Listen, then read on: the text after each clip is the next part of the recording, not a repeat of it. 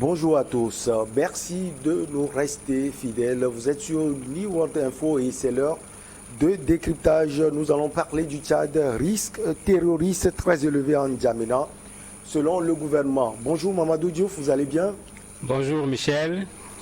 La rumeur sur une éventuelle infiltration de terroristes dans la ville de N'Djamena n'avait cessé de monter depuis le milieu de la semaine. Les autorités ont donc décidé de prévenir la population sur une alerte terroriste en appelant les gens au calme et à la vigilance.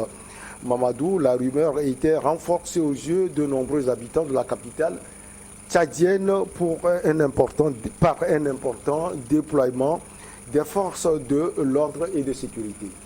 Tout à fait, ça a commencé par les réseaux sociaux.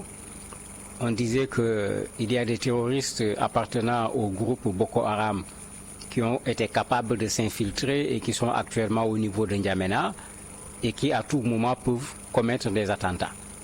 Bon, il n'y a pas eu d'abord de première réaction. Après, on a vu effectivement un dispositif militaire très particulier dans la ville qui semblait confirmer la rumeur. Bon, par la suite, le gouvernement a officiellement reconnu qu'il croit savoir qu'il y a 3 terroristes précisément qui sont rentrés au niveau de N'Djamena, éventuellement pour faire des attentats, et ils expliquent c'est pourquoi ce dispositif a été mis en place, c'est pourquoi également les autorités ont interdit les manifestations publiques, quelles qu'elles soient, pour éviter qu'il y ait ce regroupement de personnes et que ça puisse être une cible pour ces 3 terroristes qui se sont infiltrés. Donc finalement, la rumeur est devenue quelque chose de très officiel. Les ambassades s'en sont mêlées en demandant à leurs ressortissants de rester chez eux, sauf en cas de nécessité. Les Nations Unies ont fait la même chose en renforçant la sécurité au niveau de leurs espaces, ce qui veut dire que l'alerte semble être véritablement quelque chose de sérieux. Et c'est quelque chose peut-être qu'on peut prendre avec pincette. On sait que ces derniers temps, le Tchad a été secoué par des manifestations.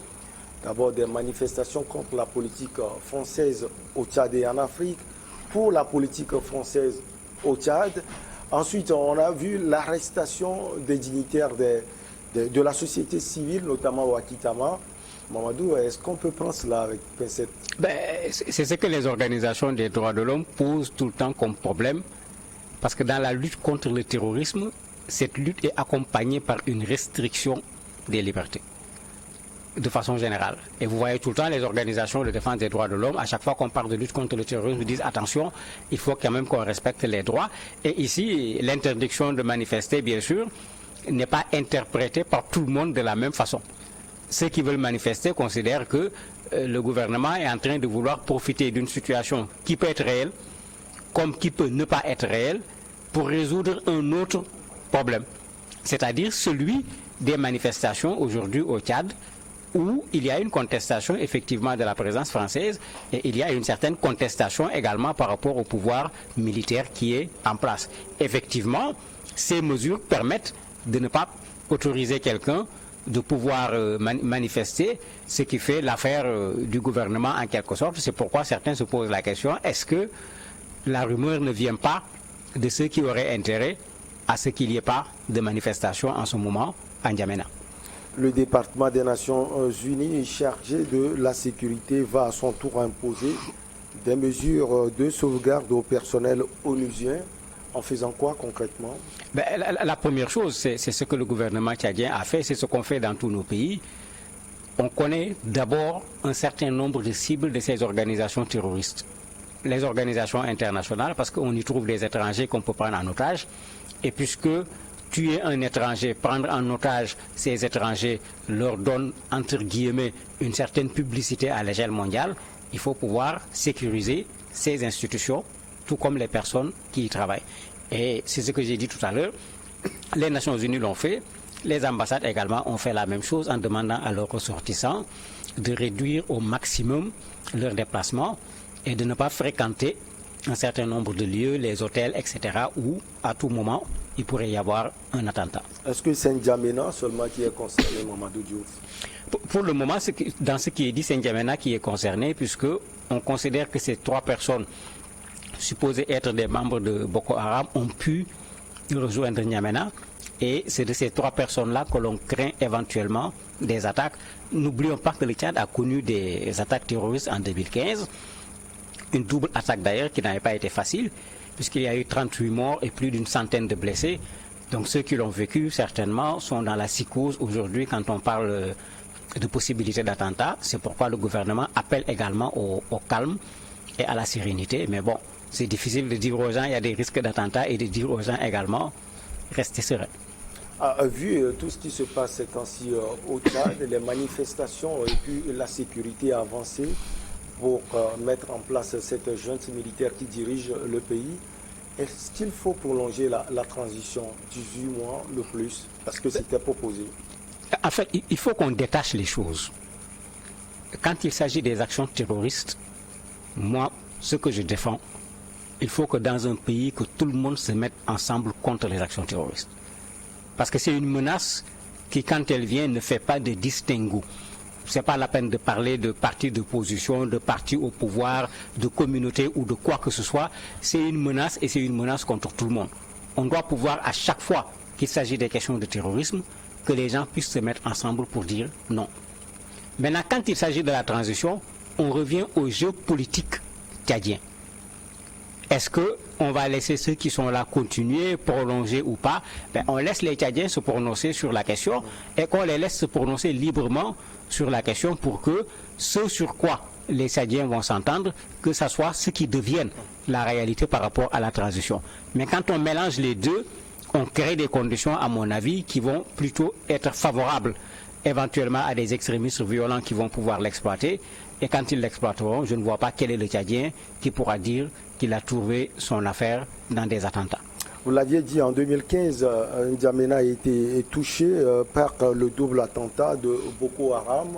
À part cette présence militaire qu'on voit en N'Djamena, vous voyez, il y a autre manière d'apporter des solutions à ce problème à venir au Tchad, selon vous? Mais bien sûr, la présence militaire joue un double rôle.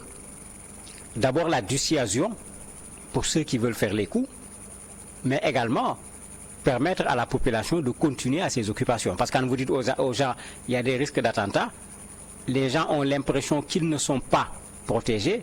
La tendance risque d'être le repli, c'est que chacun risque de rester chez soi, le pays risque de se retrouver bloqué. Donc il y a ces deux rôles que cela joue.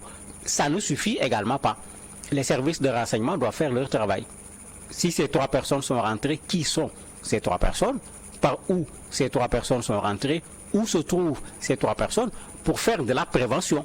C'est-à-dire empêcher à ces gens, si ces gens voulaient faire des attentats, de pouvoir faire ces attentats. Mais ça donnera un plus à la police, à la gendarmerie, à l'armée du Tchad, puisque les populations seront davantage en confiance que si on ne parvient pas à retrouver ces 3 personnes et qu'elles réussissent à faire des attentats, mais les gens s'en prendront à la police, aux forces de défense et de sécurité de façon générale, puisqu'on a donné l'information que ces 3 personnes sont bel et bien rentrées en N'Djamena. Alors, le Tchad a toujours fait face à d'autres problèmes, le problème de terrorisme par exemple, le problème de rébellion, j'allais dire. Alors, quand on voit ces alertes, on peut avoir des inquiétudes. Mais on peut avoir des inquiétudes puisque c'est un problème que le Tchad connaît, parce que n'oublions pas que dans la zone du lac Tchad, le Tchad est concerné par Boko Haram, le Tchad est concerné par le terrorisme. Sans relation avec les rébellions, avec les facts et autres. Ce n'est pas des choses qui sont liées. N'oublions pas que le Tchad lutte contre le terrorisme au niveau du Mali, avec un contingent important dans la zone des 3 frontières en particulier. Et tous ces éléments font qu'effectivement, ces groupes armés terroristes ont envie de s'en prendre au Tchad. Et généralement, c'est la capitale qu'on choisit pour faire le plus de dégâts quand cela est possible, et raison pour laquelle le Tchad était clairement une cible et le Tchad en est parfaitement conscient. Rappelez-vous, à un certain moment, le président tchadien avait dit qu'il va ramener un certain nombre de ses troupes. C'est le président actuel qui a encore envoyé des troupes au Mali. Tout ça, c'était parce que la situation sécuritaire du Tchad n'est pas une affaire réglée. Et la transition n'est pas venue faciliter la tâche en la matière. Donc, il est tout à fait normal que le Tchad s'inquiète pour des questions de sécurité, aussi bien avec des groupes armés avec lesquels il n'y a pas encore un accord de paix, qu'avec ces groupes extrémistes violents qui, comme on le connaît, n'essayent pas de discuter avec les pouvoirs, mais plutôt de commettre des forfaits. Alors, les derniers événements font oublier le pré-dialogue de Doha et le dialogue annoncé en N'Djamena. Ouais, vous l'avez remarqué? Oui, mais c'est pourquoi j'ai dit tout à l'heure, quand il s'agit d'actions terroristes, il faut savoir faire la part des choses. Moi, je dis toujours, il faut prendre la stratégie de Mao Tse-tung en la matière. Les Chinois étaient en train de se battre entre eux, chez eux. Quand les Japonais sont venus pour envahir la Chine, Mao a dit à ses adversaires, occupons-nous d'abord de la contradiction principale.